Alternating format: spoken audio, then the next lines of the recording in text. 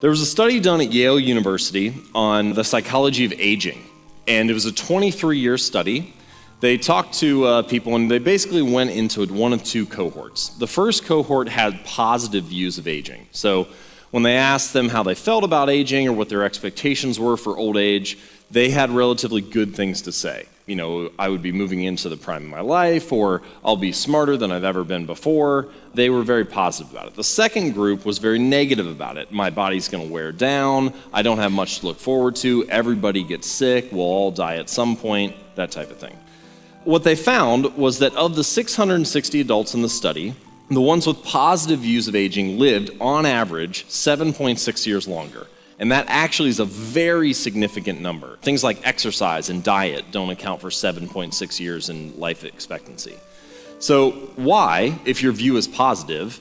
The reason is because you'll take healthy actions as a result, and if your view is negative, you'll assume that deterioration of your health is inevitable. If you have a positive view of aging, you'll say something like, well, I should continue to eat healthy and work out because I feel good about moving into old age. I still have a lot to live for. Whereas if you have a negative view of aging, you'll say something like, what's the point in me exercising? I'm going to get sick anyway. I'm expecting to get old, and so on. The point here is that there's a deeper level of behavior change and habit formation than what we often discuss. And the way that I would describe it is this.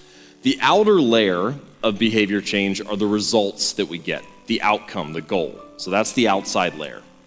Often we say we need better goals. We need better outcomes. We need better results. We need to hit new sales numbers. And so to do that, we take one step in on behavior change and we talk about our actions. Now, the actions and the results are usually where we stop when it comes to habits and behavior change. We say, how can we build better habits? How can we take action on this particular goal? How can we take an action to get a result?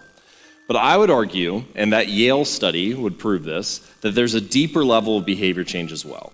And that level is identity or belief or mindset. You can take your pick of what you'd like to term it. But the identity that we hold drives the actions that we take and the results that we get. So in the Yale study, the people have a positive identity when it comes to aging. They believe that they should take positive actions, and thus they get better results in the long run. We'll take a common example when it comes to personal habits, weight loss. So losing 20 pounds or 10 kilos over the next 6 months, that'll be the outer layer, okay? That'll be the result that you're going for. In order to lose those 10 kilos, you need to move in to the actions that you take. And so that would be something like working out 3 times a week or eating healthy. But most people stop there. So for example, in this case, the identity might be, I want to become the type of person who doesn't miss workouts. And my argument is, if we focus just on the identity, if you become the type of person who doesn't miss workouts, if you become the type of person who exercises consistently, and only focus on the core of behavior change, it ripples out to the other layers anyway.